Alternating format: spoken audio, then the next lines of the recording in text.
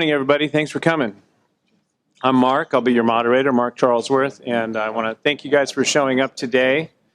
I would like to actually take a minute first to thank Carrie Turner and Shirley Guy and the crew from Fidelity National Title for renting the room, providing the snacks and everything else. So if you guys can give a hand for those guys, that'd be great.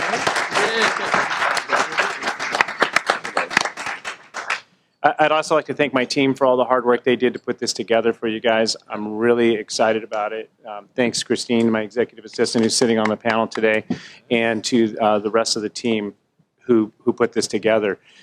This, my motivation here for this panel was that at one point in my career, somebody else did a panel like this. I'm not quite sure who put that panel on. Morgan was on that panel. But it encouraged me to move in the right direction with my business and to hire and train an assistant in a way that was effective and powerful to my business. And so I wanted to, in effect, say thank you for that and reproduce it in some form to present to the real estate community. So thanks again for being here.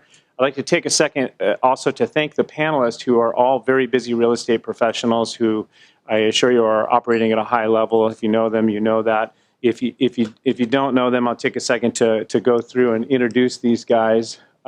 Jeff Capan is our first panelist here from Keller Williams, Portland Central, has a very effective business. I think in the last 5 years has done 443 homes, something like that, maybe more. But has a business that I've always admired. So thanks, Jeff, for stepping up and being on the panel. Karim Alaeddine is coming to us from Living Room Realty, and just a wonderful spirit who has just a joy-filled business, and it shows every time you talk to him. If you haven't had a chance to talk to him, try to grab him after the panel if he doesn't have an appointment. But Karim sold 329 homes in the last 5 years, and always greets me with a smile. Thanks, Karim. And Morgan Davis, of course, 535 homes in the past 5 years, a leader at Keller Williams, Portland Central. Thanks for being a fantastic role model and taking time out of your busy business. And then my personal favorite, a team member here, Christine Wilson, who is the executive assistant on my team and took the time to really put this thing together, working in partnership with Fidelity Title. So thanks so much, you guys, for showing up. If we could give everybody a hand in advance.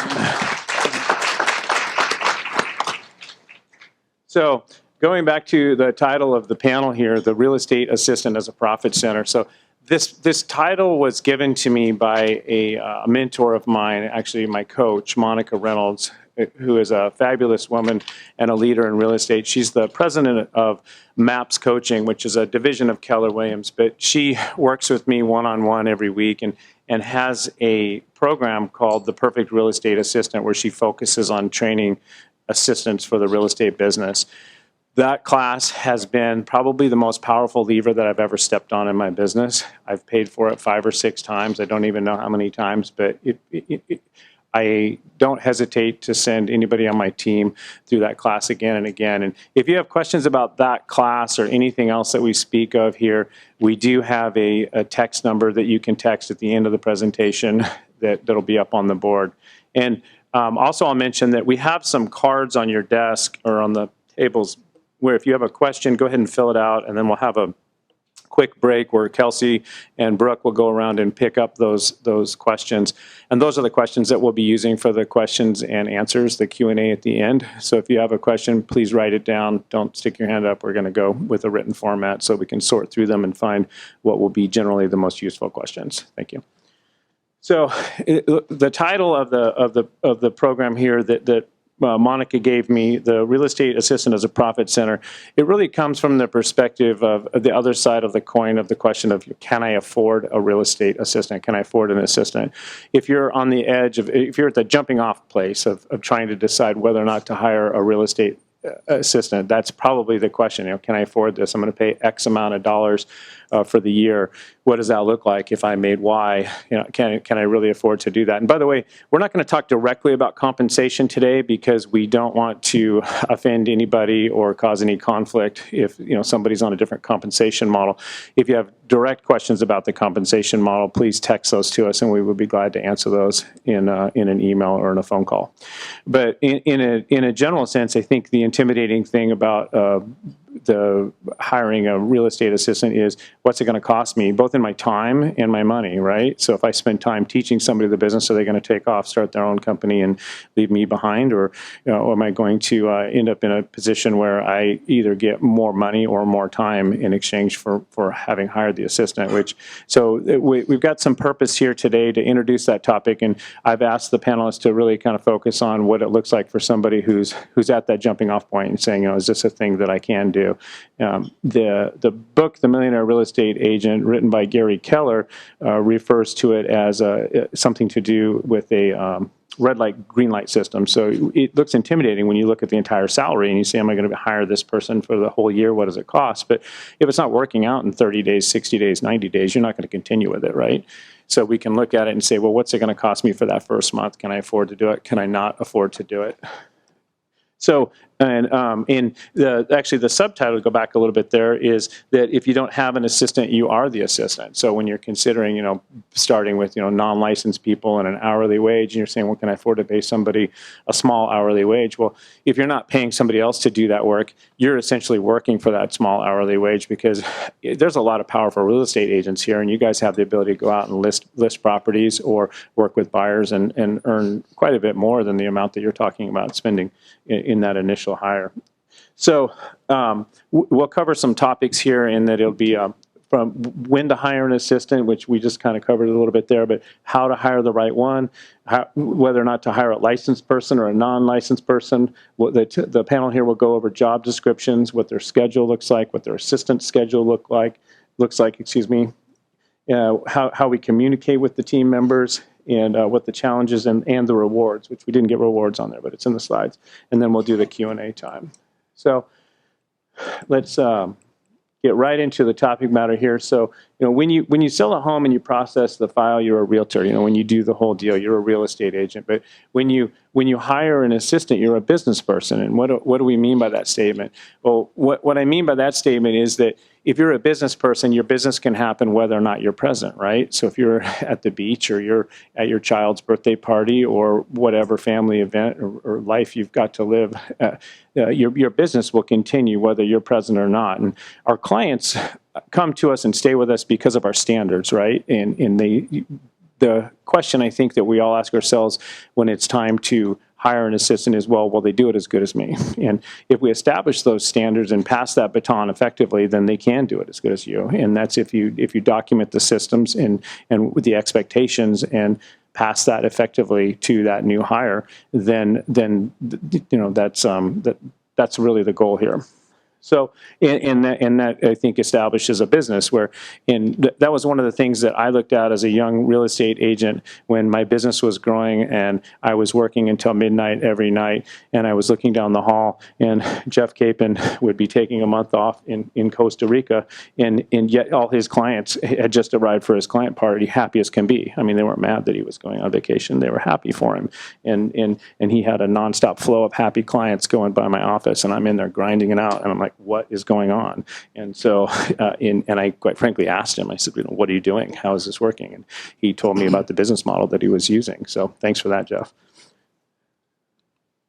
And so if you don't have an assistant, you are the assistant. Again, I talked about that a little bit. So if you're doing all the work that you could have somebody else do at an hourly rate that a non-licensed person could do, then, quite frankly, your time might be better spent doing something else. And if you hire the right assistant and you trust that they're delivering your standards when you're not present at the office, then you've got the ability to go out and lead generate and increase revenues and put yourself in a position where both of you guys can have a life that's worth living. And again, the position that I found myself in while Jeff was having his fantastic holiday party and his time off, I was like, I wasn't having a life that was worth living. I had some great numbers and I looked good on paper, but I was like, what's going on? I'd like to be at home with my daughter.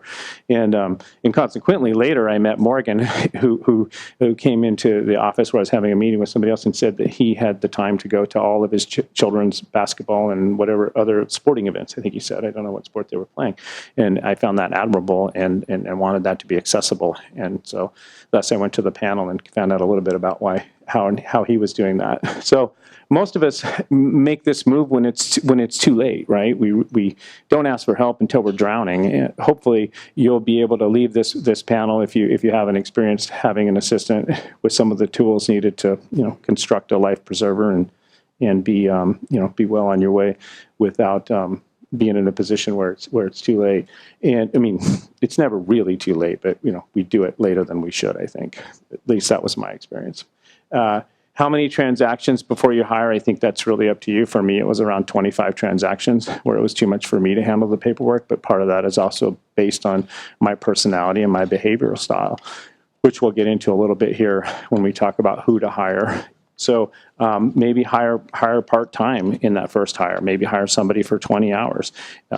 Christine had a conversation with Monica Reynolds, the coach that I mentioned, and she passed this on to me, where she said that often people will come with the idea that they're going to hire somebody who's full-time and split that person. If you guys do that, the advice from Monica is that you be really careful with that and define whose time is what. So maybe one person gets that person in the morning and the other person gets it in the afternoon, but you have to be really careful about that and make sure that that boundary is set up and that time blocking is in place. Otherwise, that relationship might get sewered. So when we hire on my team, we have a very specific process that we go through. We actually have a 5-step interview process.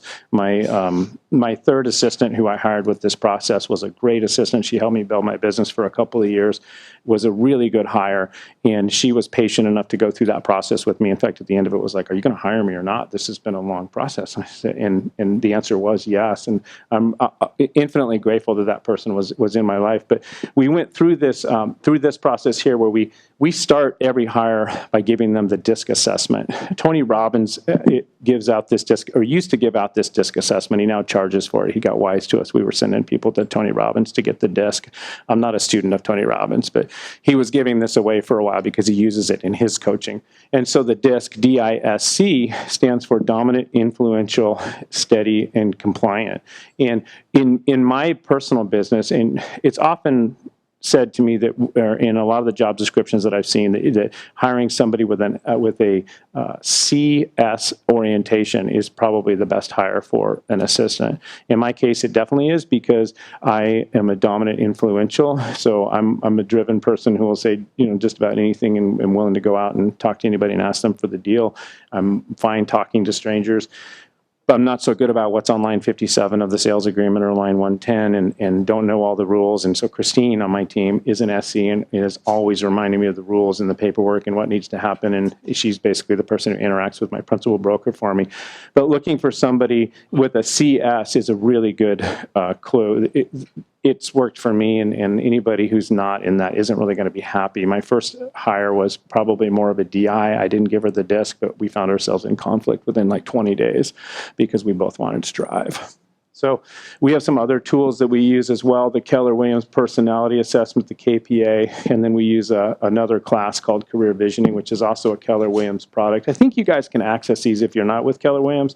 Sorry to throw so much Keller-Williams at you, but it's my truth. I don't have another one, and this is what we do. And so in training that person, again, with my third assistant, who was the one who stayed the longest, Darby Britton, she's a great real estate agent. If you're looking for an assistant, there's somebody you should be looking at. But she, if she would have you, but she's was really patient with me as far as the training goes, because the training is difficult. The documentation of what we do is I mean, when the first assistant shows up, I'm thinking, great, take all this stuff from me, but there's a lot that you have to lay out as far as your standards and your expectations. And so we're going to move into that and start talking to these guys about what job descriptions they might have for their assistants. I think it's essential that you have a job description and you set that expectation up front. I had an individual who was recruited away from my team to work for somebody else as their assistant. She came back within 2 months. She said, there's no plan over there. They had me running for coffee and food. It was embarrassing. And she came back and is now with my team and is very happy. So I assure you, having a plan is for your expectations and to pass those, starting with a job description. And so let's start opening up to the panelists, and if you guys could answer the question of, do you have a job description? So I don't know who wants to go first. It looks like Morgan's got some notes. Maybe you'd open us up, Morgan. Okay, yeah. I'm going to stand up. I can't see everybody. So is this a job description for me or for my assistant? You could do both, because I think what we're talking about is giving away a part of our job. And so when it comes to, actually, Jenny, who's here, was my first assistant that I ever hired, and that was 20 years ago, so it's been a long time. So we've really morphed into this relationship within the business and seeing it from its very infantile stages and growing through a really long time. And I remember the first, when Jenny started, she was doing 9 hours a week, maybe. It wasn't 20. And I remember thinking, okay, I need help in just getting some stuff done. And so I knew Jenny. We had been friends for a long time, and she was in a she was in a transition in her life, and she was willing to come in. And then pretty soon I realized that to do what I do best, I really needed her to consider coming on full time. I think we did graduate it up from 9 hours to 20 hours to 30 hours, and pretty soon I saw the need to have her, jump on full time. And so quickly I realized, and this is kind of how I am. I'm not, I have, on the disc, I am more of the steady Eddie kind of compliant guy. I can adapt into a higher D driven mode and at work, but I don't really like to stay there very long. And so Jenny had enough of the D in her to want to get things done, to the point where I thought, okay, she's going to manage my work life far better than I will. So the very first thing that I stopped giving my phone out to everybody for them to call me, and started having them call her so that she can then decide what I needed to get involved with and what I didn't. And she did all the scheduling. And so from the very get-go, I submitted my schedule to her. Now, we battled over this. It wasn't easy all the time. And usually it was my fault for not telling her when I had certain commitments I had to do. But I would encourage you to look at whoever you hire as someone that could actually really move into that executive position of really managing you, making sure you're where you're supposed to be, making sure that you're only answering the calls you need to answer, and allowing that person who you hire, if they've got a big bandwidth and they can expand with the business and they can go deep in understanding and the knowledge. She got her license really quickly, but the purpose of that license wasn't to battle with me and potentially go out and to sell real estate. It was so that she could actually handle the questions that were coming. And so I'd say the big part of the job description for me with an assistant at that time was just to take off a lot of stuff that I was doing that I didn't need to do. And so to this point now, we've adapted to Jenny takes care of all of the listing side of what I do. I'm mainly the listing guy. That's my job within the team. I list property. And so she will handle all of the transaction as it relates to getting into escrow and finishing it all the way to the end. I only get involved when I have to in negotiations, which I like. And then also client care. And so that was another thing that our business is built on, which is a high degree of client care, because we run a referral-based business, which most of us do here.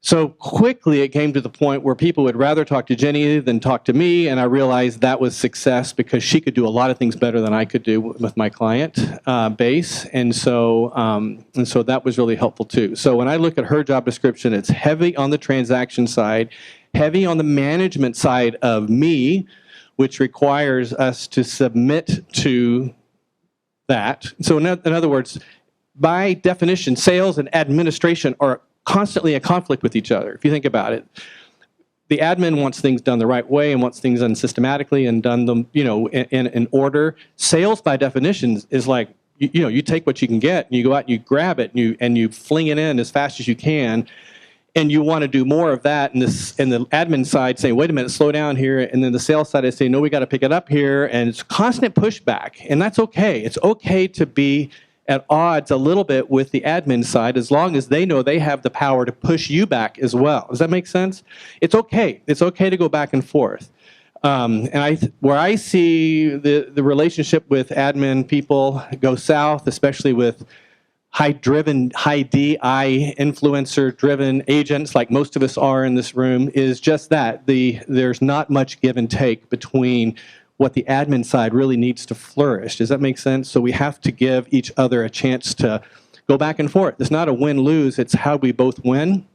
And so I think I was good at that, and Jenny was good at that at the very beginning. So I would say those are some key things to the job description that I would say so far. Yep. Thank you. Karim? Yeah, you better change up the order. I can't go after Morgan every time. That's not cool, man. I feel like the folk singer at the open mic just went on like after Speak. Led Zeppelin or something. Yeah, so I'm Karim. Do you need the mic? Or can you hear me okay? Nope, I'm pretty loud. Is that all right? No, use the mic. We're recording it. Let's see. So my first hire was an unlicensed assistant for 10 years or so. I did have, for 10 hours a week or so, and we did have a very limited job description. It was like a sheet of paper. It was a document, on the computer, and it was a list of things that would be really helpful if they would do on Friday mornings, and then I think it was Tuesday and Wednesday afternoons. It was tasks. It was just these things every week. So it was a lot of referral cards and thank yous and buttoning things up. And we also had a transaction coordinator, which I think a lot of people also hire, which for me was the most effective, $300 or $400 or whatever per transaction like ever spent. As soon as I had done enough transactions to know that the paperwork needed to be a certain way and knew that I could do them a certain way, I no longer wanted to see it after we were finished and signed. And so transaction coordination, I think, is just like was a brilliant first step. And in fact, I used that for 12 years in various forms. The job description for my first assistant was it was a simple line of tasks. Where that really, really shifted is when I hired Jessica, who is Jessica Ledoux. A lot of people in here probably know her. She's the best realtor in Portland. And I am graced with Jessica at my side for 10 years now, and I hope for another 10. She was a licensed realtor running her own business, and it was fine, and it wasn't uber successful. It was certainly not scalable, but it was fine, and she was pretty happy doing it. And she had a husband who was a firefighter chief, and so made a good living. And so her role in her own business kind of waxed and waned with the season. It would kind of go in, kind of go out, kind of go in, kind of go out. I proposed to her in spreadsheet format. This was the job description and the proposal all in one, that she come aboard for a compensation package and be a number 2. And that was the first time I had hired somebody to be a right hand, not a, I definitely didn't want partnership, and my numbers were not that much more amazing than hers. I probably was doing, probably 50% better than her, something like that. But I was definitely trending, and I didn't think that she was. And I asked her if there were parts of her job that she was unhappy with, and I sensed that being in the limelight and being an eye and this kind of, it was not her forte, and I am, and that's all I want to do, and I don't want to have anything to do with paperwork. And anyway, so she accepted my proposal, and we've been married for 10 years. No, we're not married. She's not. A lot of people think she's my wife. She's not my wife. What worked in that job description is it was not a series of tasks. It was roles and responsibilities. It was areas of expertise and areas of responsibility, and it's kind of like an equity pie chart in the whole organism of the team and the business. What do I hold and carry, such that no matter who is doing the task within that realm, it's my ass every time. And what does she hold in the team, so that even if I'm helping her with it and doing something on it, she's the one in charge, and it's her bet at the end of the day. That works very, very well for me, and it's how all 4 people on my team function now. We each have areas of responsibility, and these are our roles. It's what we carry. We may or may not do the tasks within them on a given day. We might exchange those. Those might change over time. But it's sort of like the buck stops here model. I have found that to be very, very successful from a job description standpoint. This is my area, and it's mine. Meaning, if I see things that need to shift in it, if I see The framework of our listing side of the business needs to change a little bit, or the marketing piece needs to change a little bit, our client care or connection or something. That's me. It's all me, and I will do the things I need. I will implement change in that area. Jessica has grown many times through the last years, a lot like Jenny. Basically just look up Morgan's story and just do what he did. That's a good plan. That will work, I promise. The job description today for Jessica has changed a lot. But each time, and this is the other thing I wanted to say about job description, is that each time that her holding or responsibility in the team has changed, it was a very formal and clear agreement about what was changed and how it would change and what the expectations were going forward. And there was an agreement made. Sometimes that was a 2-hour conversation, little micro retreat at the end of a year going, hey, this year it's going to look like this. Are you on board? Am I on board? And it's an agreement. And sometimes it was written and a changed contract. But I cannot stress enough that a very, very clear expectation with room for change and restating of agreements over and over again is very, very important, especially if you're going to have somebody that works in an assistant role that changes over time. I think that's what I got. Jeffrey. Hello, all. So my first assistant did come on full-time, so a little bit of a different story, I think, and it was precipitated by, a thought process very similar to what Mark is talking about. I didn't want to be the assistant. I knew what I wanted to do and, kind of how I wanted to do it, and I wanted to take things off my plate. And so there was, certainly scary thoughts about, can I afford this? Is this the right time? I personally believe that, if you're really in this for the long haul and you want to drive and build a business, that you should consider an assistant at even an earlier time than, I'm doing 25 transactions. And, depending on who you talk to, there's a, big spectrum. Some say as early as 12 transactions. That might be a little quick, but for a driver and somebody who really wants to build a business, I could see that absolutely being valuable. And it does boil down to, what we as real estate brokers are good at and, what we really want to do in this business. Is it to actually create relationships and drive those relationships and build, a large enough database so that we can have an ongoing real estate business that's successful long term? Or do we want to be behind the scenes and, kind of sitting in an office? And I think most of you out there would probably say that's not you. So that wasn't me for sure. I'm just you could put me in an environment with a bunch of people all day long and I would not be drained of my energy, whereas my wife definitely needs to kind of, scale back and so we're different in that way. So my first assistant did start with an actual, and it was, I was guided to put everything down on paper. It is about expectation setting. And so she kind of had this list of these are my roles and responsibilities, and it started with just what I wanted to do and what I didn't want to do. And I just threw those down on a piece of paper and said, are you okay doing these things?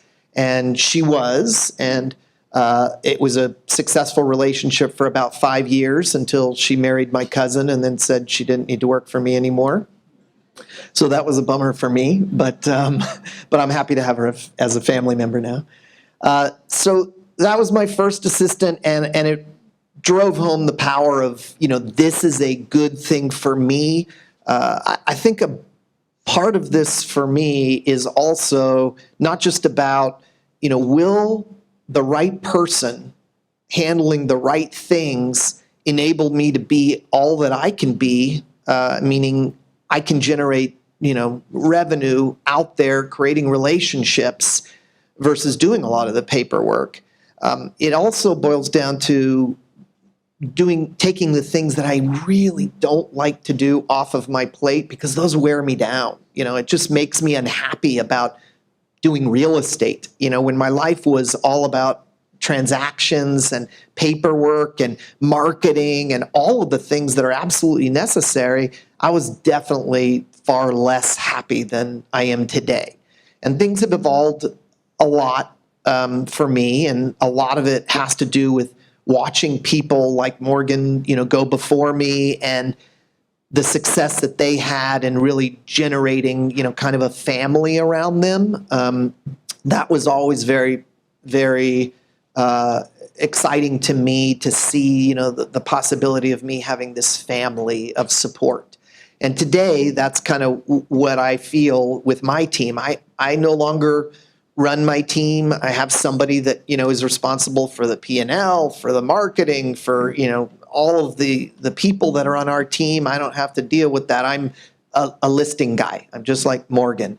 And that's all I really want to do. And I want to be able to spend time with my kids. And that's really important to me, and take time off, to go travel. And those are the things that I wanted to build into my business. And through having the right people around me to kind of offload things, have been able to get to that place in a pretty comfortable way. I don't have to work the kind of 80-hour work weeks that I did, because I was able to take that step and let people lift me up, which was amazing. I will just plug that, and I don't think you have to be a KW agent to take advantage of the Perfect Assistant. That particular class, I've run people through that class. I've been through that class myself, just to kind of, that's part of what the class is. But, I remember assistants coming after taking that or during that class and saying, here's what we're going to do. We're going to build this, this, and this in the meeting. And I'm like, great. I don't know the first thing about being a good assistant. I have no idea. That is not my skill set. So, and I don't want to be the bad guy. I don't want to be the one saying, you need to do this, you need to do that. I want to go out and have, relationships and build relationships and talk about real estate. That's what I want to do. And so that particular class is just amazing. And I think you can actually tap into that as a resource. And I would highly recommend anybody thinking about getting their first assistant to really look into that, because it's super powerful. I would say that, the assistants that I've had who actually still are part of my team, but they're not called assistants today. They've grown into different roles, and I think that's really important. And hiring the right people. Mark talked about, how he hires. I'm very intentional about that process, and have created a culture.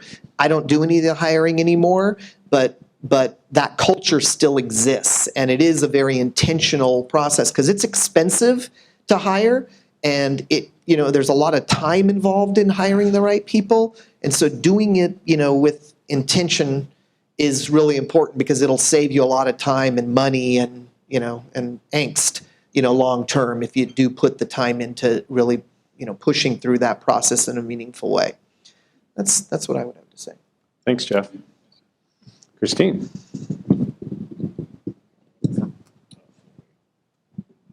Well, being Mark's EA, my first priority is Mark and making sure that he is set up for success every day. If that is monitoring his schedule, protecting his lead generation time, answering questions from agents who call in, asking questions that could have been answered in RMLS had they read the agent private remarks. It's not his protecting his time on those questions is something that I do. Also, I have other positions on the team that I do right now. So I do the marketing, get vendor buy-in on our events, and just really upkeeping our database. That has been a huge one of mine. When we combined CRMs that didn't transfer well, and so I've been really hammering at that, and it's one of the things that I do, but really just setting Mark up for success. So, and I am not an I personality, so I don't talk a lot. Can you tell them what you mean by vendor buy-in? Yeah, so when we put on events, to save our company money, we ask our vendors for their support so that we are not paying for those items. Just like this event today, Fidelity put this on for us. And so it's a way for us to increase our profit by not paying for those things. Thank you. This was a very expensive event, and as excited as I was to put it on, when I saw the price tag, I wasn't going to pay for you guys to be here, but Fidelity was glad to do it. So schedule. Is your assistant in the office? Do they work weekends and evenings? What hours do they work? How does having an assistant advantage to your schedule? So, let's talk about that, you guys. Tell me about your schedule and how having an assistant impacts your schedule and how that makes happens. We're going to go Karim. Karim Alaeddine. I'm going first. I'm not going after Morgan every time. That's not cool. This one works. Yeah, thank you. Just real briefly, schedule. Real. Yeah, you're good. Kind of short. All right.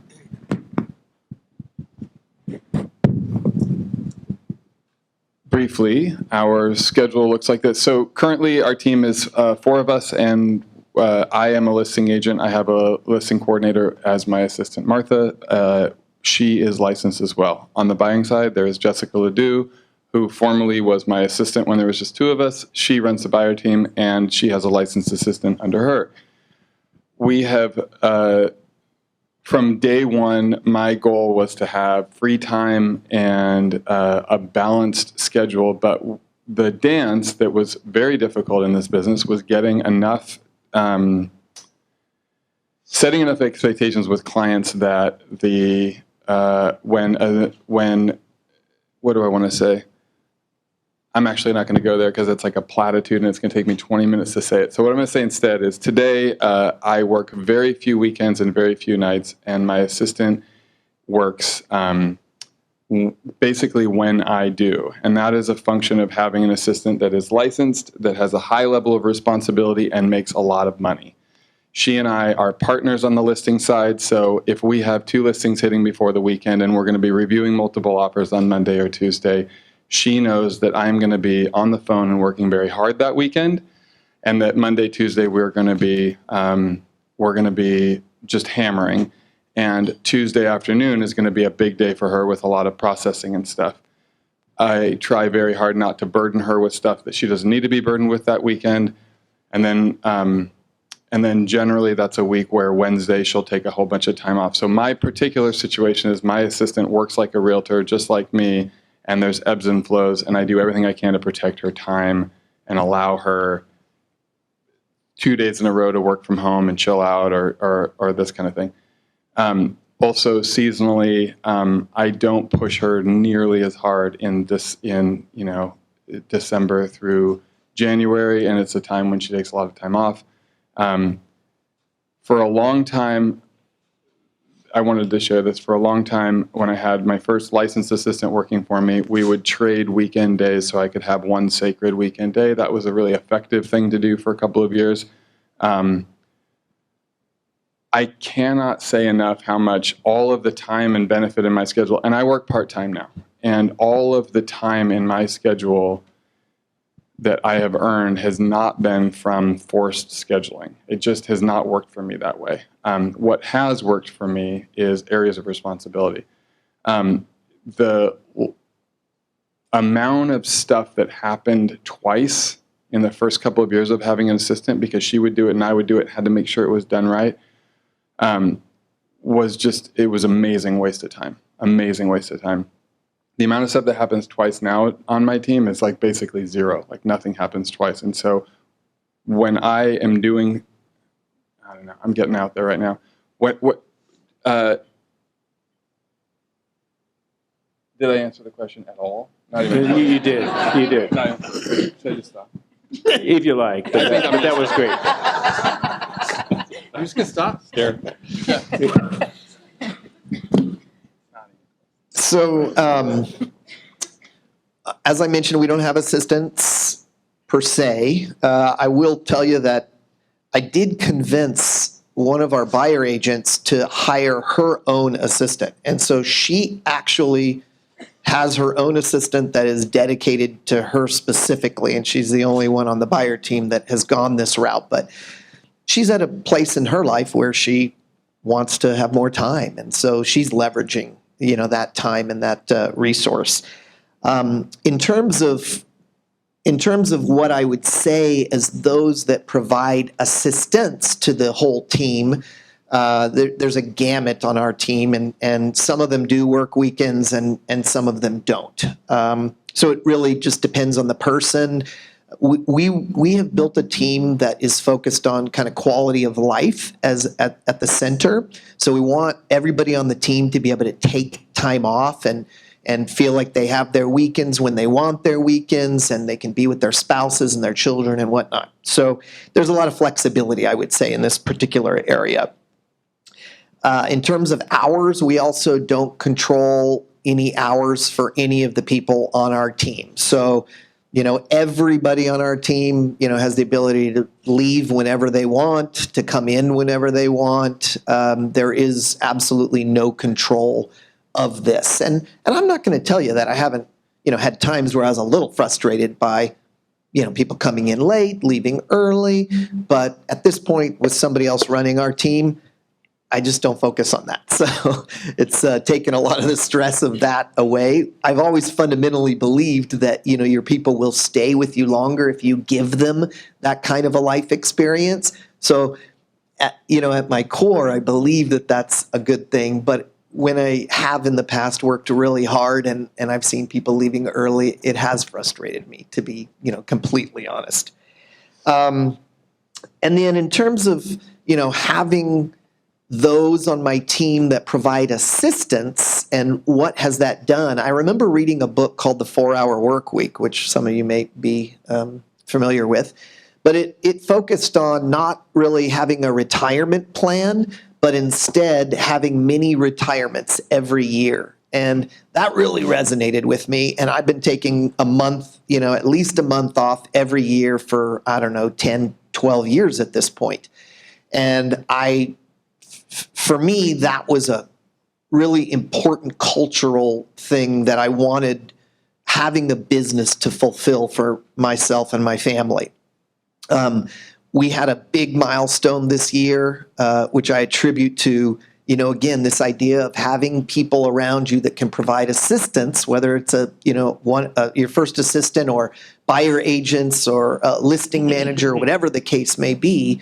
When I kind of turned over the reins 3 years ago to somebody else to kind of manage, the goal was to be able to take time off for a summer with my family. And we did that for the first time this summer. So, we took the entire summer off and went to Europe, and it was amazing. And I would never be able to do that without having taken that first step of hiring an assistant, because now I understand the power of building around you such that you can really fulfill more of what you're looking for, whether it's more time with your family or to just do more business. I mean, I think both of those things can be fulfilled, and sometimes together.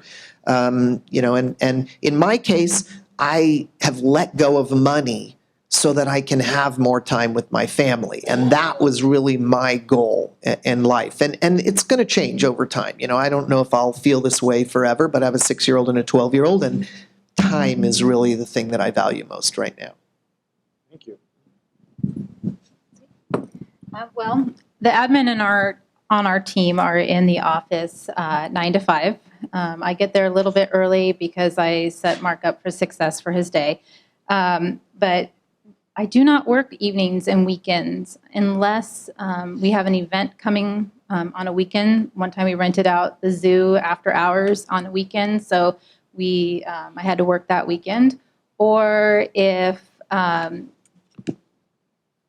of our agents is needing assistance troubleshooting something, they'll often reach out to me because I have access to a lot of things on the team. What hours do I work was the 8:30 to 5, and most of the admin on the team do that. The buyer's assistants work weekends and evenings just for our clients.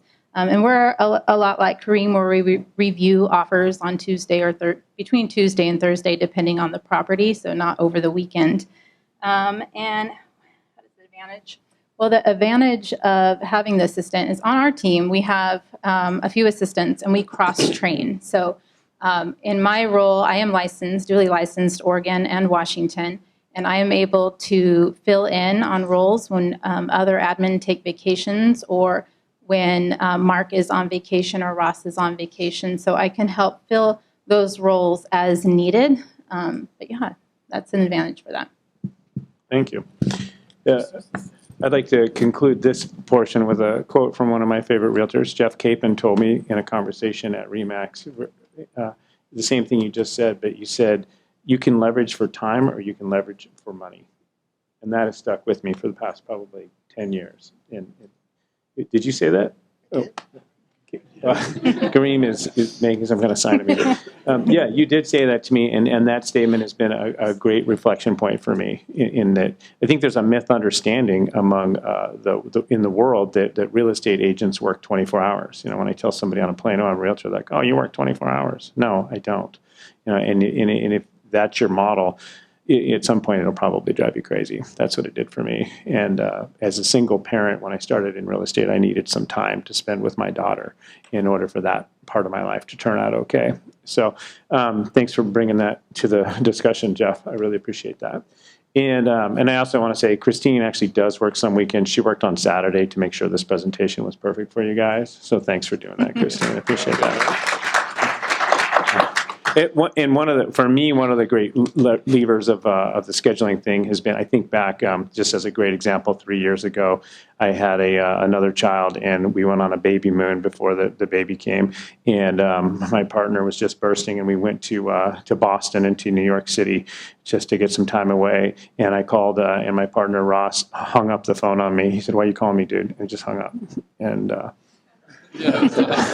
that's a fantastic example for me in my life of how leverage works and how having people properly trained to maintain the business to your standards when you're gone works. So thanks, guys.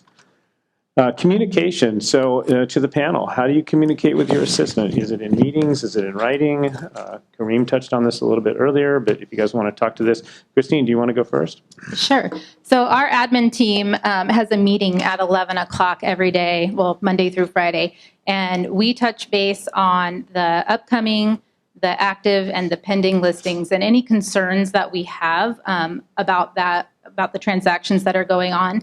And then I have a meeting with Mark at 11:30, and I recap what went on in the admin meeting so that he didn't have to spend 30 minutes of his time in that meeting. I can recap probably in 2 or 3 minutes and bring any concerns to him that may be escalated that an admin can't handle that he may need to touch. And then we also go over any needs or concerns that he may have or any project summaries that he may need from projects that I'm working on. And then on Friday, we usually do an end of the week recap. Sometimes he's not here. He has an appointment, a listing, we'll take it. So then I text him that information so that he has it. On the weekends, communication, oftentimes he'll email me or text me, and those are more of a just because he's thinking of it, but take care of it the next business day. If he needs me, he'll give me a call, but that's a very rare thing that he does because Mark is very respectful of my evenings and weekends. And we had to get clear on that because at first I was sending her emails and then she was seeing them as urgent. And for me, email is a low level of communication. It's a great way to document and send something. But if I'm urgently trying to reach her, I'll call her. But first time I sent her an email on the weekend, she was like, "Am I working the weekend?" I said, "No, I'm just sending that to you because I've thought of it and I'll forget it by Monday. So let's email it to you." But she was forwarding her emails and pinging her emails, which I don't do because I want the time with my family, and that's the purpose of having a big life in real estate.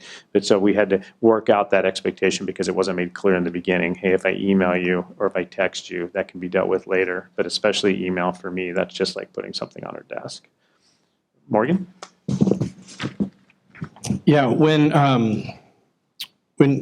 Jenny first started with me, we didn't have email, and so that wasn't. So it made communication a little different. So we've grown through that phenomenon of email. So yeah, isn't that amazing? So it's a lot's changed really quickly. We do meet every day.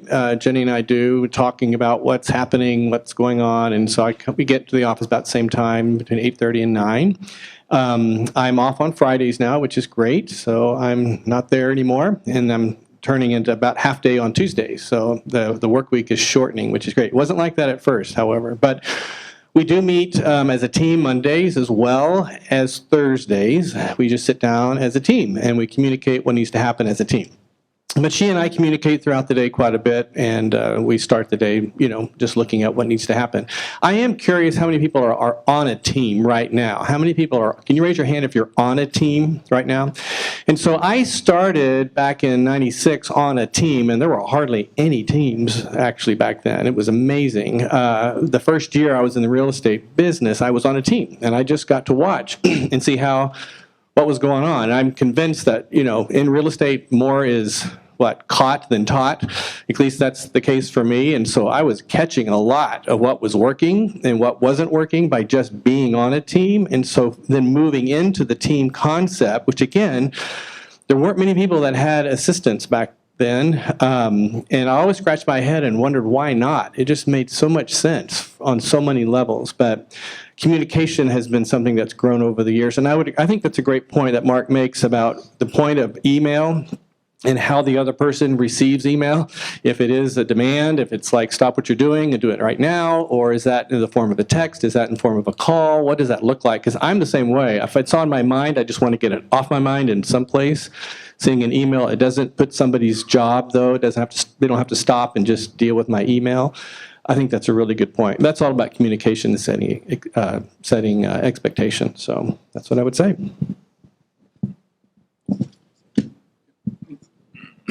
I just had we have a weekly meeting on the team, and we have on Monday mornings, and we talk about all the files. I communicate our current position on the annual goals, what's happening in the market, what are we doing, what's our pipeline look like, where are we going.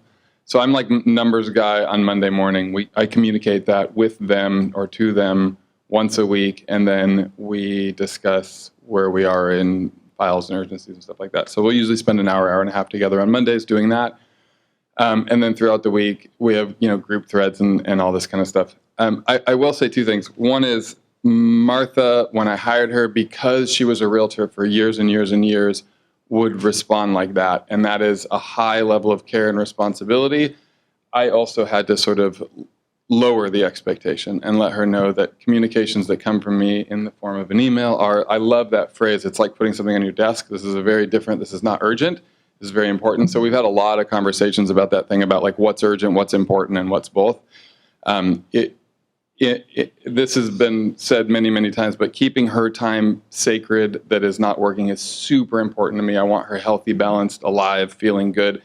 And a number of times people on my team have told me that like Martha has told me, like, I didn't even know how much I wanted this job. This is so good. And that means the world to me. That means everything. That's like, cool. Let's just all retire together. It'll be great. We'll just because I do not have to hire for your position again because you're amazing. The other thing I'd say is when I hired Jessica earlier on, there was a lot more, like I said, a lot more overlapping, and we learned some things along the way. And one of them, one little thing was first person in the email chain in the to field, not in the CC field, is the responder. And that was it was a very simple little trick. But if it was to Jessica and me, even if they kind of were saying some stuff that was more in my court, is her responsibility to either respond or to tell me, I want you to take this one. And it would happen a lot in the early assistant world because we do not have a 100% perfect expectation setting conversation with every client every time. I am imperfect. It is a rolling organic experience to train a client where they're getting what from and stuff. And so if you're first on the list, you're the responder every time. And there was a couple of snafus, and we used them to learn and train communication. And then blind copy and CC is your best friend when you hire somebody. I have learned similarly that the mode of communication can, be something that works against me. I've been told by, people on my team, please don't text me, over the weekend. And like Mark, something will come to my mind and I'll throw it out there just to kind of get it off my plate. And so I've, and this is the case with really everybody on my team. I think there's individual ways that they like to be communicated with, certain personality traits. I'm more sensitive to certain people in terms of, listening to their stories when they approach me versus others that I know are okay if I just say, hey, I don't have enough time right now. Can we pick this up later? So I've learned, just by virtue of being close to people, how different communication styles might be beneficial to those individual relationships.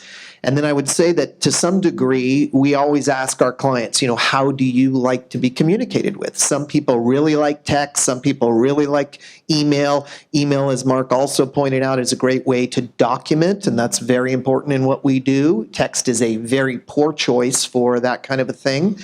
But in some cases, text is used because it's the preference of the client, and then, we usually have a number of people on that text thread that will keep that information in one central repository during a weekend or, for a period of time. So that has been something that, and I think, ultimately this is just a matter of it will evolve over time, and you have to be kind of willing to grow with things. I can tell you that right now we're using a CRM tool that we switched to, within the last 6 months, and there's something called Chatter in that particular CRM tool, and we're now using Chatter as a team to document, specifically what's going on with a given transaction. So again, that's just a function of technology now changing the way we interact. Thanks, Jeff. On my team, I have a great number of millennials, and if you want to get ahead in technology, hire some millennials. I'm going to share with you what I learned this week from the millennials. Did you know that you can do a timed text? So you can set up a text to go, half you guys probably know this already, but I'm excited about it. It's been a great tool. So if I want to say something to a client, but I don't want to talk to them at 8 at night, I can set it for 9 a.m. and then they think that I'm the first person to talk to them and send the text over at 9 a.m. Fantastic tool for me. Thanks, you guys. This is really a powerful conversation. I really appreciate you guys bringing everything to the table today. Housekeeping thing, I forgot to mention that my team will be coming by and pick up the slips if you've got questions. Why don't you pass them all this way, and then Brooke can come down this aisle, so if you can just pass them across the little aisle there, and then they'll go through the written questions, and we'll select a few of those to answer. And again, we'll make it available for you guys to text us and get answers to some of these questions. And then the Perfect Assistant class, I will definitely hook you guys up with Monica. Monica Reynolds, who teaches that class. She's my coach, so the one favor that I ask is that you mention that I told you about it, because that'll get me some leeway in my coaching sessions. Thanks. So, easy steps for your assistant to be a profit center. So, Christine, this is something I'd like you to talk to, because this is what you do for our team at a very high level, and I really appreciate what you do. So if you would take this one, and then we'll move back to the panel. Sure. So ask yourself these questions when you're about ready to hire. And these are easy steps for your assistant to do. Willing to promote on their social media. That is honestly where I get a lot of my friends to reach out to me, is through social media. Ask for reviews and referrals from clients. So at happy moments during your transaction, not just at the end, but during it, yay, we made it through inspections. We've made it through your contingencies. We're ready to close. We've closed. Those are all great times to ask for referrals. And when you ask for referrals and reviews, so we have Google, and if you noticed on Mark's, he has several Google reviews, and people go there and they want to look, right? So if we're asking, we're promoting the company. Reach out to our sphere for referrals. Probably one of the top referrals on the team, me, probably. Definitely, yeah. Run client events. So Mark, the last event that we put on was the pumpkin patch, and I think that was the first event. I've been with Mark for 2 years, so I've been growing in my capacity on what I can do. But I think the pumpkin patch was the first event that you just showed up to. didn't have to do a thing. I did. So I'm getting really good at that. 350 people came to that event. Yes. And she managed the whole thing. 350 very happy people. It was a fantastic event. Yeah. So develop programs for vendor contribution. So really no event that I put on or my team helps me put on, we don't do without vendor participation. So if we can't get the vendor participation, we're most likely not going to do it. Build duplicatable and scalable systems. And those can be little things. So for me, the big one was a time-saving technique that I worked with Ross on is our listing folders. So I prepare Mark's listing folders, and it used to take me 40 minutes just to do the folder itself. I have it down to about 10 minutes now because of the systems that we put in place. The CMA takes a little bit longer. I do help start his CMA, and he finishes it off. But the listing folder has saved, numerous amounts of money because it has saved time. And just being the CEO of the file. So as a licensed, we have 3 licensed admins in the office, and really we run that transaction from the minute it has a signature on it. So, and we only bring in Mark when there's a problem that we cannot handle. Thanks so much. So to the panel, so how is your assistant a profit center? I know that we stole some of these ideas from you, Morgan, so maybe you want to talk. It depends on what the goal is. And most of you, if you're here and you're thinking about an assistant, you're probably not thinking about who the next person on the team is going to be, like the 4th or 5th or 6th person.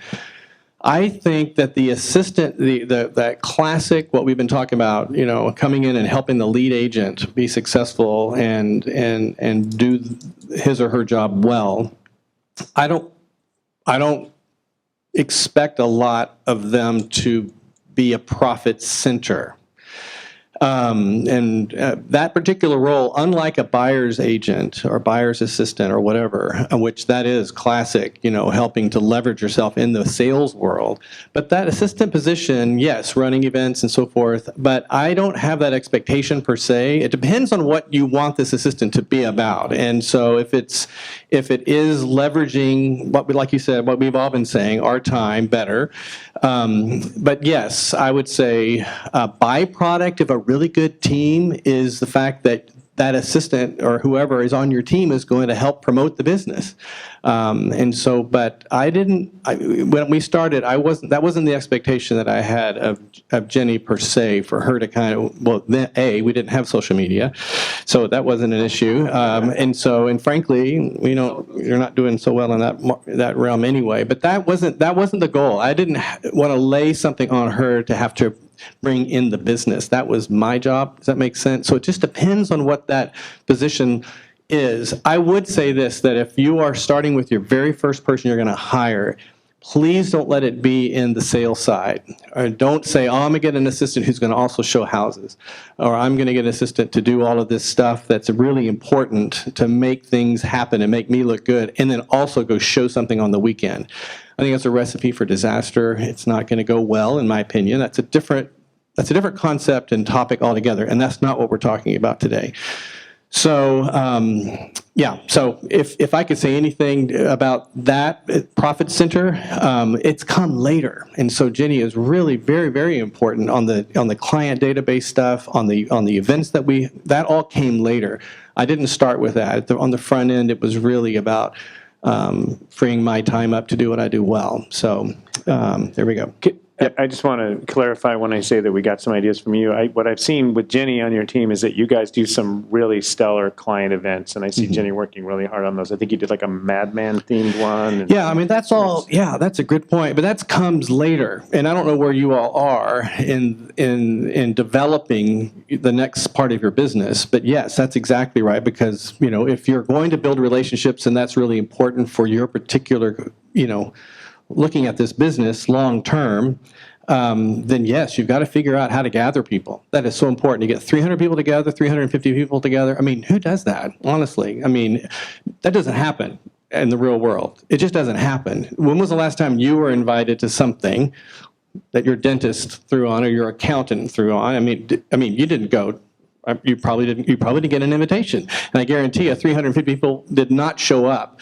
But in this business, you can gather people over time. This shouldn't happen overnight. You've done this many times. And so pretty soon, you're kind of the person that throws great parties and people want to come to and have a good time. And I think that's amazing. And so it just develops over time. Thank you. Thanks, Mark. I'll be real brief. I want to touch on a couple of things. The first proposal I made to Jessica when I hired her as a licensed assistant, it's my first time hiring a licensed assistant that would be doing licensed activities with me, as well as supporting me on all the file work and database and back-end admin stuff. I had a line item in that proposal that was expecting her to be a profit center. That's exactly what it was. And I was expecting that there would be a certain number of referrals coming in each year and that her pay on those would be different and yada, yada, yada. It quickly became clear to me that the relief she got from being on the team, which is what I was counting on, and it was like kind of the accidental genius of that hire, is that it was exactly what she wanted to be, was a number 2, not a number 1 kind of on the team. Also meant that she could release and let go of all this holding of lead generation stuff that she didn't want to do, wasn't very good at, and wasn't going to, like, it wasn't all of a sudden going to get activated and she was going to lead generate for us. So it just all went away. And the amount of referrals that came in were far less than the amount of business she was doing prior. It was very interesting to me. And it took me about 1.5 years to kind of settle that as this is an equitable choice. This is an absolutely positive, profitable choice to have her on the team if she never refers another deal. And as soon as that became clear, then I realized where all the profit center was in her, which was all about efficiency and structure and systems. And we stopped doing things twice and we built out what was her responsibility and what was mine. And that's where the profit came from. Because then I was free to be like, cool, I'm happy. Like I've said this a million times, like when we're in a meeting with Jessica and I, and then maybe 5 years after that with an assistant and Jessica and I, we are looking to make the sales bitch on the team, which is me, happy. Make his life easy. Give him beautiful marketing materials. Give him time.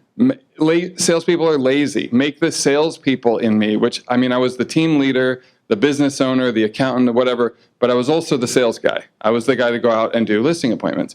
And it was like, make his life so, like, he should be a rock star. He should feel like a rock, whoever that personality inside me that was the sales guy. Now, I don't have 4 other salespeople. Well, you just had the one. It was just me. But the part of my week, the 10 hours a week that I was in front of clients, we were like trying to make his life easy, give him beautiful marketing materials, handle his schedule, make sure his car's full. There's Americano in the next to the driver's seat. Go do it, baby. You go do your thing, and like send him out there. And then he's just like, hey, what's up? Let's get another listing. That's a good sales. That's like a good support role for a salesperson. Let him just soar and be kind of like that annoying actor on the stage. All kinds of things happen on this list here, which is, I think it's like the slide right before this. Build duplicatable and scalable systems is something that came up this morning. We had a quick half-hour team call, and Martha, who is my listing coordinator, asked Jessica, who is the buyer side, hey, I see an LA, which is a listing appointment call on your calendar, not Karim's. Is that a dual call for him? And I should support by building in Google Drive the file as we always do with all the backup stuff and all the history and all the permits and do everything that I normally do for Karim. And Jessica said, no, this is just me. It's an old past client. It's light. It's probably 1 year out. I'm just going to handle this call before I give it to Karim. And then she said, and this is the kicker, Martha, I think I should have communicated that better with you because you saw LA, and Martha knows what it means when she sees LA on the calendar. If you see LA on the calendar, do these 12 things so that the salesperson can just like pick up their phone and go, oh, look, there's everything. Cool, I'll go do a sales call. And it's like make the salesperson a diva, even if it's you. Jessica said, in the future, I will make it very clear if I need something other. But if it's on my calendar, not Karim's, in the the shared calendar, you don't have to do that. And Martha said, check. It was like a 30-second conversation, but it made me so grateful that their commitment to the standard and scalable systems is like equal to mine. Like, she answered with immediate, and then she answered with the bigger picture. No, there's nothing to change here, or yes, there is something to change here. And that goes back to my thing about areas of responsibility rather than task lists, because super smart people can learn tasks. Thank you. So, I was looking over this list to see, does my team actually perform all this? I'm happy to say that they do, which is great. I think that the expectation, as Morgan was kind of alluding to, that any of my people will actually produce X amount in a given year. I've had lots of coaching, Buffini and other types of coaching over the years, and they've all driven, to this idea that when you hire a buyer agent, that buyer agent should be expected to bring in X amount of deals, per year. And, like Karim, I've been the main driver on our team for, all the years that we've been around. And today I still am, really the main driver. But now I have, people doing everything else, which in my mind does create, what I consider to be a profit center. So it's not necessarily that they're bringing in deals, but they're definitely helping the profitability. And the most important thing for me is time, having time back, and that equates to that for me. I will say that, we hired an assistant. Then our next hire was a buyer agent, which, in essence is an assistant. That buyer agent was then going out and taking clients that, gave me back time.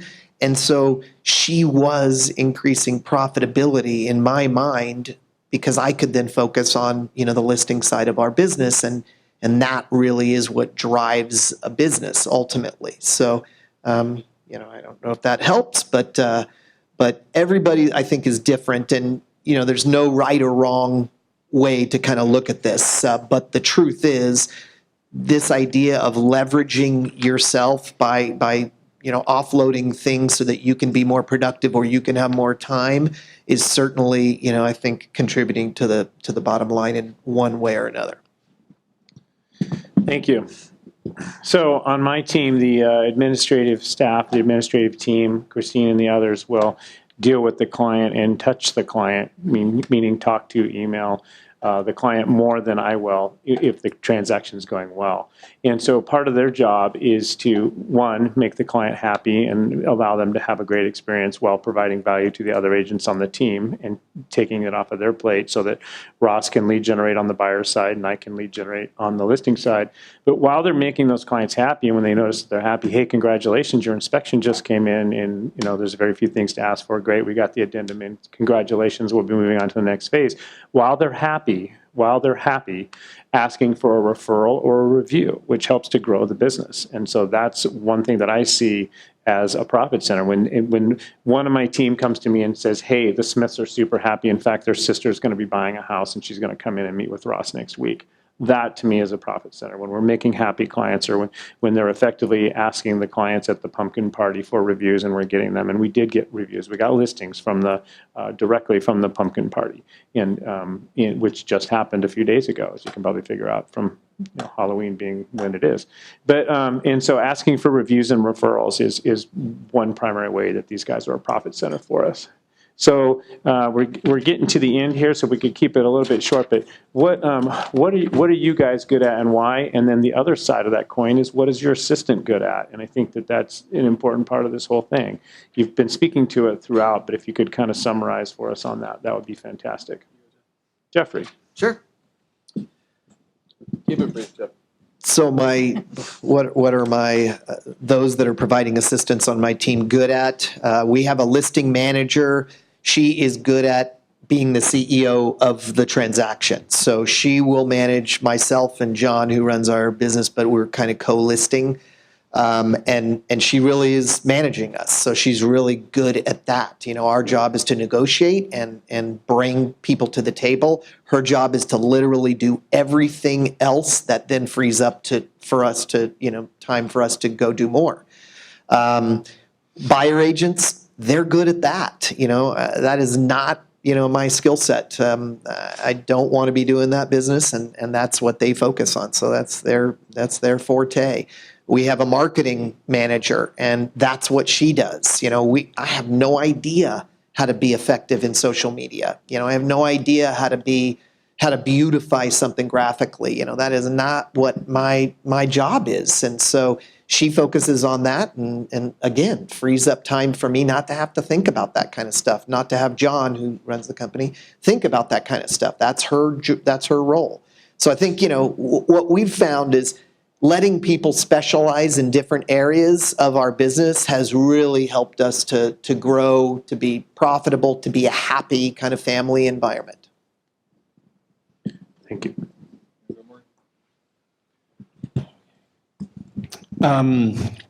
So I haven't had to hire somebody in a long time. The last hire that I did was Trevor on my team, and that was about 16, 17 years ago. And so the goal, though, was then not to have to hire anybody anymore, and I haven't had to do that, which is great, because Jenny hires and Trevor hires, and because everybody else is accountable to them. So really, my job has been reduced down to just, listing properties, being good with clients, which takes a lot out of me. I don't have endless energy like Jeff just talked about a moment ago. All day long he could be with people. Give me an hour and I got to take a nap. So that's not how I am. It takes a lot of work for me to do a whole lot in front of people. And so the team knows that and does a good job protecting myself from myself. But I can't do 3 listings appointments a day. I just can't do that. Some people, can crank them out like that. That sounds like a nightmare. So I know I'm good at certain things at a certain point. Does that make sense? So, and my bandwidth is only so much. And so it's Jenny's job to pick up the rest of the slack and hire accordingly, depending upon what our production is. Now, that grows hopefully over time. And so her job is then to manage the other people doing marketing, other people doing, on some of the sales stuff as well, and other transaction stuff. So my job is really just down to listing stuff and being with clients, and important engagements with clients that really are relationship building. That's exciting to me. I enjoy that. And then Jenny has to do everything else or make sure it gets done, and it does get done. So there you go. Thanks, Morgan. Well, I guess this is the agent-directed one slide. I would say that Mark's really good at coaching. He believes wholeheartely in coaching and has sent me. I've been through the Perfect Assistant course twice. I've been to the Perfect Assistants boot camp in San Diego once, and came home with this 3-inch binder of systems and ideas to put in place. So I highly recommend that. And he's taken me to family reunions two times. Yep. So coaching is Mark's forte. He's really good at it and promotes it. So that's what I think he's. I am very good at ideas. I'm really good at efficient modeling, and I am not an implementer after day 2. And I have implementers on my team. Martha is an operations person through and through. It's like what motivates her, and she's amazing at it. She is the perfect listing coordinator because of it.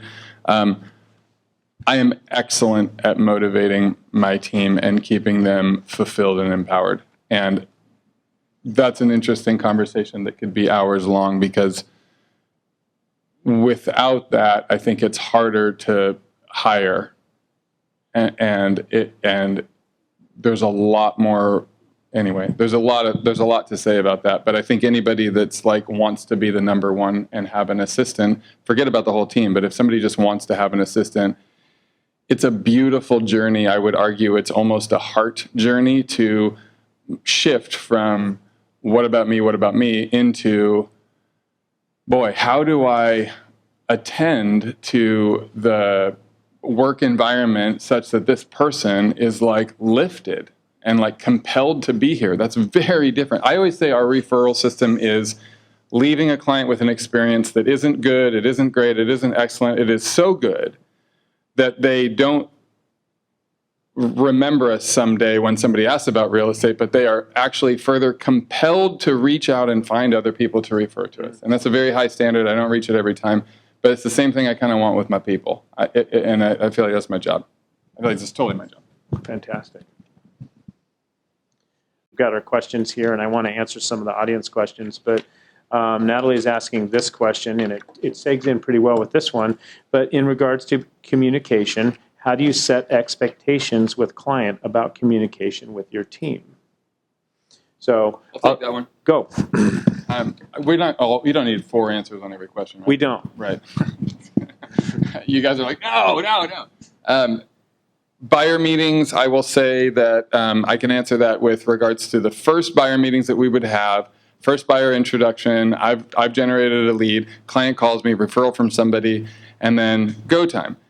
We would sit in a meeting, Jessica and I, my licensed assistant at the time, and we would spend an hour and a half with that first client often, or an hour, whatever it takes, and educate them about the process. And I tried really, really, really, really, really hard to lift Jessica in that first meeting and make sure they knew she was there. And what happened over and over and over again is the super, super biggest mistake in my career.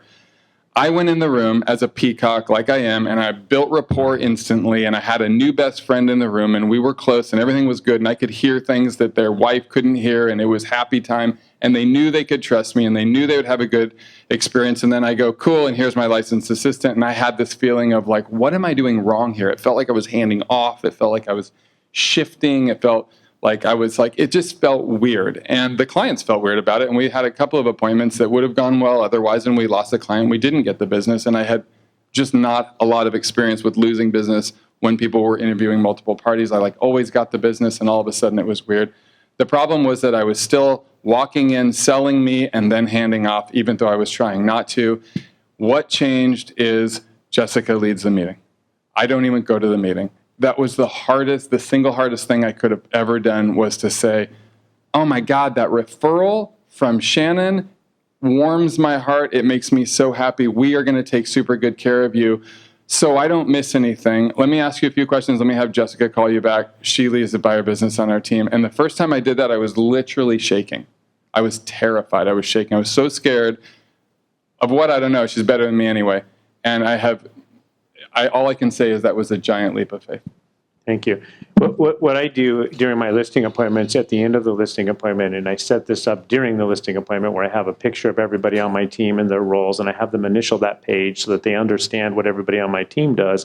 And if you're doing a listing with me, I have a listing manager, and I will say to them at the beginning when I show them Anna's picture, Anna Kaler is my licensed listing manager, I'll say, this is Anna, she's my right hand as far as the listings go. And then at the end of the appointment, after they've signed their contract, great, do you have any other questions? Okay, here's what's going to happen next. Anna's going to call you tomorrow, and she's going to set up the appointments for the photographer and for the cleaner and for the painter or whoever they need. And I'm going to actually make a little checklist by hand on the listing folder, and I'll put on their Anna call, and then they know that I'm passing that baton to Anna. They're excited.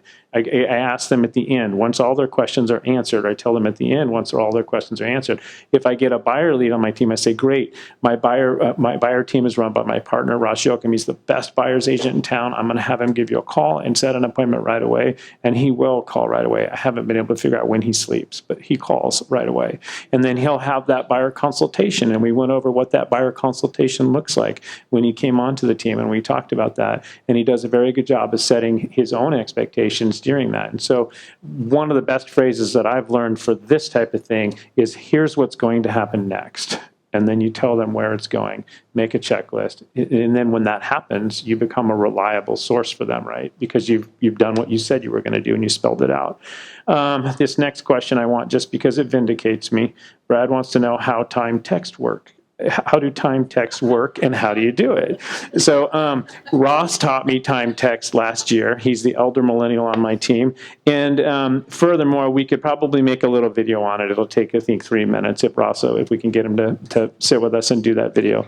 But just catch him afterwards as well. He's right there in the blue suit, good-looking guy with the beard. One more question here. So Sarah says, and I think that this one really kind of sums things up. Sarah asked, how did your goals change once you hired an assistant? Big question, right? I can take a stab at that. Yeah. So back in the day, when we first started, we really, didn't really have a lot of goals, frankly. I mean, we just kind of kept doing more. And then pretty soon coaching got involved in my life, and it's like, oh, we can strive for something and actually come up with systems to get us there. And so, so the goals were really, really important. But on the front end, it was just like, I just need help.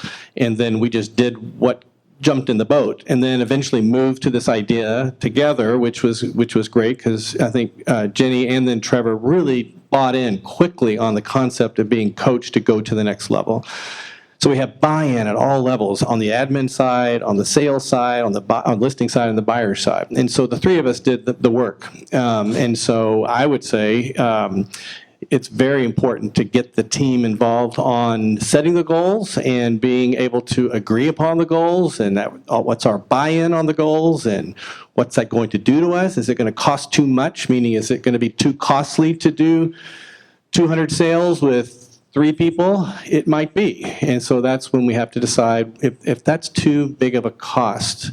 I would say, looking at real estate all these years, I got in at 1996, there have been times I look back at the year and go, that was too costly. In other words, my life, that was not a great year because it cost me too much of something that I can't get back, which is usually time and relationships and so forth. So I would say at the end of all of this, you are actually buying back some of your time, which that's okay, and then you're also using that, like Jeff had said, for the money for the next expansion of where you want to go. And I would say if we could all just come up with a budget that we feel comfortable with in living, and then hold to that budget year after year, I think many of us expand our life based upon how much money comes in, and then that's the new budget, and then we expand our life again, and we expand our life again, and before long, we have a lot we have to account for. And so I would roll it back and say, let's come with a budget and live with that and live well in that budget, and then hire people to expand their life to be on the team. In other words, they get to grow and they get to expand, but can I still hold within a certain budget that is good for me, but then you get to be on the team to expand your life? Does that make sense? Rather than me just getting a bigger budget.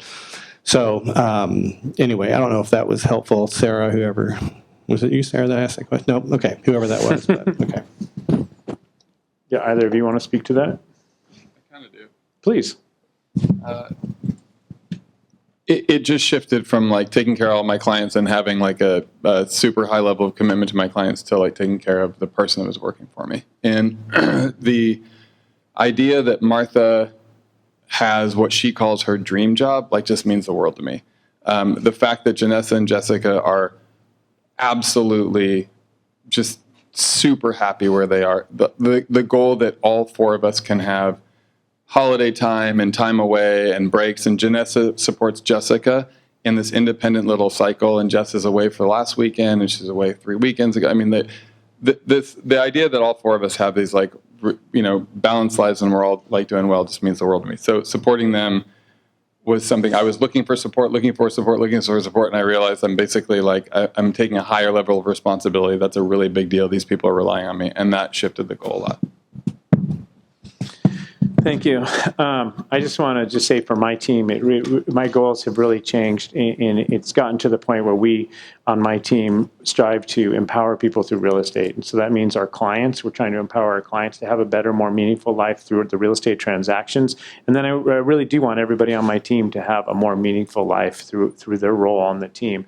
And sometimes we see that. Sometimes we have to back up and look at it and restructure and get there. But Karim mentioned retreats, and somebody else mentioned getting together. But the team sets its goals every year, and then we strive for those. And those number goals matter. But in the end, it really matters is everybody on the team dream having a life that's worth living, because we can lose sight of that in chasing these real estate deals around. So I hope that this panel has brought you guys closer to that goal. And I'm sorry that we didn't have time for more of your questions. I do think that these guys brought some really good stuff to the table. So thanks again for sharing the visions that you guys have for your lives with us, and thank you for everything that you've given us today. And if you have more questions, you can coach us here, and we'll do our best to get back to you on that. We're busy, but we do want to really share this information with you. So text to 59559, especially if you want the perfect real estate assistant link. We'll make sure to send that to you guys. And if you guys could flood Monica with a request for that and a reminder that I sent you, that'd be great. So thanks again for coming, and I hope that you guys have found this powerful. If we could just give a round of applause for these guys and Fidelity. Thank you. Thanks again.